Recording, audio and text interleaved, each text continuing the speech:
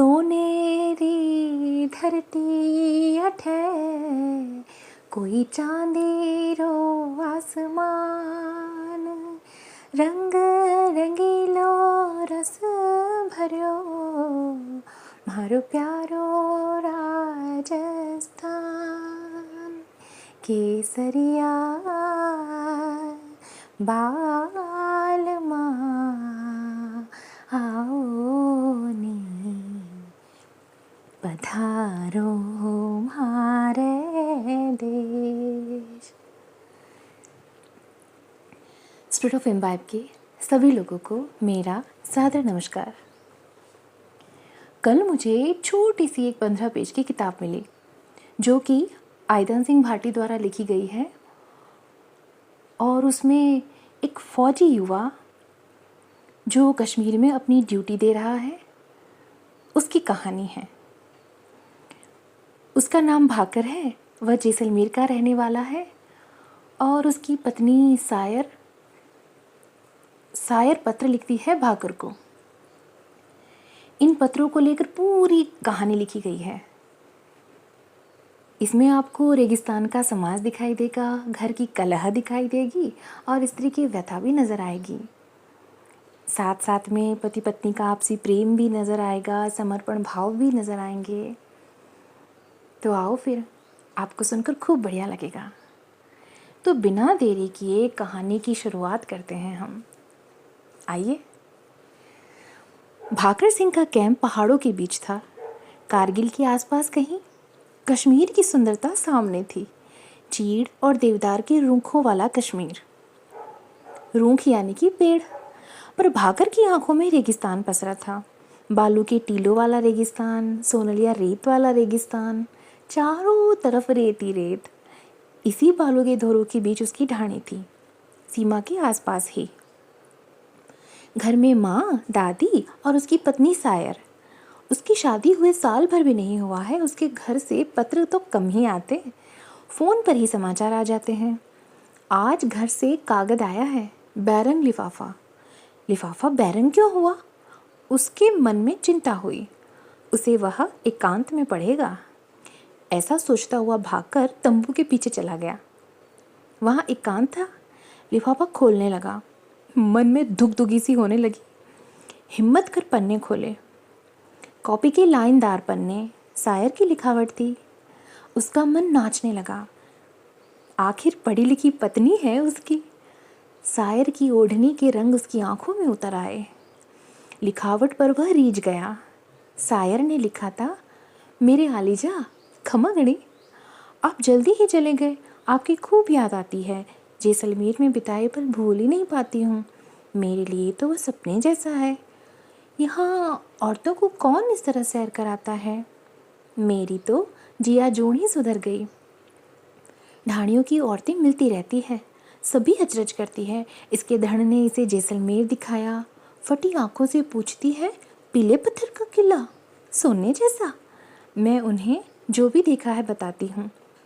वहाँ खूबसूरत हवेलियाँ हैं, ऊंची ऊंची हवेलियाँ हैं, जालिये झरोखे वाले मकान हैं, चारों तरफ पीला सोना ही सोना। औरतों को विश्वास ही नहीं होता।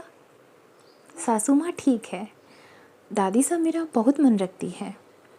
सावन बीत रहा है, बरखा अभी तक नहीं हुई है। बाहर रेत में चिड़कलियाँ नहा रही है। बरसात ज़रूर होगी, चिंता मत करना, आपकी सायर। पत्र पढ़ते पढ़ते भाकर का मन तो उड़ने लगा। वह अपनी ढाणी जा पहुंचा। 2 कच्चे घास फूस के झोंपड़े, गार गोबर से लिपा हुआ आंगन, आंगन के बीचों बीच खूबसूरत मांडना, सफ़ेद मिट्टी व गैरू से बना हुआ मांडना। सायर इतना अच्छा मांडना मानती है। उसका मन तो चहक उठा। सपने से वह बाहर आया, अगला कागज खोला और पढ़ने लगा। प्रिय आलीजा खमगणी, कल काकुसा ने आपसे बात की थी जैसलमेर से फ़ोन से। काकुसा आंगन में खड़े थे, मैं झोंपड़े में किवाड़ के पीछे थी। सासू माँ से आपकी बातें बता रहे थे। सासू माँ कल खुश थी। दादी माँ को चूरमा खिलाया। टांके में पानी नहीं था, कल ही टंकी डलवाई है। रेवड़ लेकर काकुसा नाकी जा रहे हैं। कान्हू जी भी साथ जा रहे हैं। काकुसा के लड़कों में कान्हू जी सबसे अच्छे हैं। अब तो कोई बात करने वाला भी नहीं रहेगा।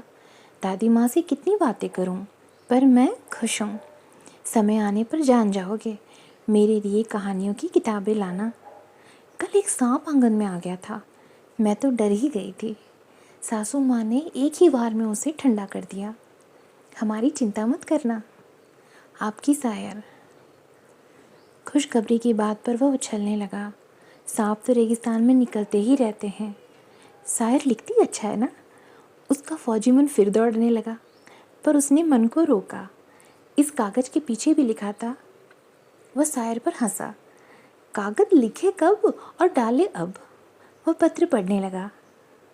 मेरी आलिजा, क्षमा करें, आपके कोई समाचार नहीं। काकुसा के बिना कौन समाचार लाए। ढाणी भी कितनी दूर है। धान दाना तो समय पर आ जाता है। कल कालू जी माली आए थे साग सब्जी लेकर। कह रहे थे लड़ाई छिड़ जाएगी। बहुत डर लग रहा है। जोग माया करे लड़ाई ना छिड़े, पर लड़ाई घर में तो छिड़ ही गई है। कल सासू माँ नाराज़ दिखी। दादी सा को खाना तक नहीं खिलाया, चीख चिल्ला रही थी। मैंने छिपाकर दादी सा को खाना खिलाया। दादी सा है तो बहुत भली ना। सासू माँ ऐसा बर्ताव क्यों करती है, मुझे तो कुछ समझ में नहीं आता है। मुझसे ये सब देखा नहीं जाता। आप छुट्टी कब आएंगे? आपकी सहर। भाकर उदास हो उठा। माँ का स्वभाव वह जानता था। पिताजी के देहांत के बाद तो माँ ही आसरा थी।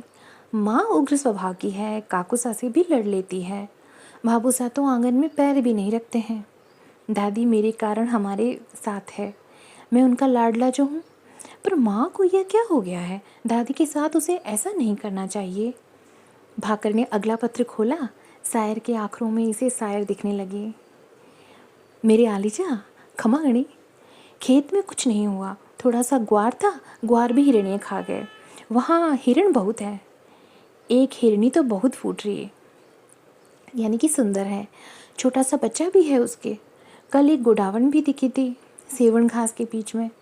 सेवन ही नहीं बची तो गुडावन कैसे दिखेंगे। मैं भी क्या लिखने लगी। दीपावली भी बीत गई, सब ठीक ठाक रहा। पत्र जब आप छुट्टी आएंगे तब पढ़ाऊँगी। अभी तो लिखती हूँ और रख देती हूँ। डांटना मत मुझे। डाक में डालने की हिम्मत नहीं पड़ती है। यहाँ कागज लिखना भी किसको आता है। कालू जी माड़ी के कारण साग सब्जी मिल जाती है। कल वे आपका कागज भी लाए थे। कागज में मेरा नाम मत लिखा करो। सासू माँ ने सुनकर मुंह चढ़ा लिया। दादी सा के दुख तो बढ़ ही रहे हैं, सर्दी बढ़ रही है। सासू माँ दुश्मन की तरह बोलती है। कल दादी सा पर हाथ उठा लिया। मैं बीच में पड़ी। लकड़ी मेरी कोहनी पर लगी। मुझे कुछ नहीं होगा, पर दादी सा रात भर रोती रही। ये कैसा जीवन है। पर जोग माया सब अच्छा करेगी, चिंता मत करना, आपकी शायर। इस बार भाकर का मन खट्टा हो उठा, पर उसने दुख देख रखे थे। सोचा शायर कमज़ोर दिल की है, फिर भी वह उदास हो गया था। उदासी में भी उसे शायर पर हेत तो आया। वह अगला पत्र पढ़ने लगा। मेरी आलिजा, खम्मा गणी, कल अच्छी बरसात हुई। टाँके में पानी आया है। मिक्सर और पोछ भी निकल गए। कोई काम धाम है नहीं। और कल बरसात के समय में आंगन में खड़ी थी। सासू माँ ने टोका, पर मैंने सुनी अनसुनी कर दी। सासू माँ बड़बड़ाती रही। मैं आसमान में उड़ती कुर्जा देखती रही। ये पंछी कितने आज़ाद है ना। आपके वहाँ तक भी कुर्जा आती है? आती तो होगी ना। कुर्जा देखकर मुझे याद कर लिया करो। वाह, कितना प्रेम है शायर का। मेरे काकुसा आजकल बीमार हैं। मैं पीहर जाना चाहती हूँ। सासू माँ से डरते डरते बात की। उन्होंने तो हद ही कर दी। मुझे गालियाँ दी, मेरे काकुसा को गालियाँ दी। बोली कल मरता आज मर जाए तेरा काका। मैं कुछ नहीं बोली। वे चिढ़ उठे। मेरी मरी हुई माँ को भी कोसा, खूब बकी। ऐसी गालियाँ दी कि पूछो मत।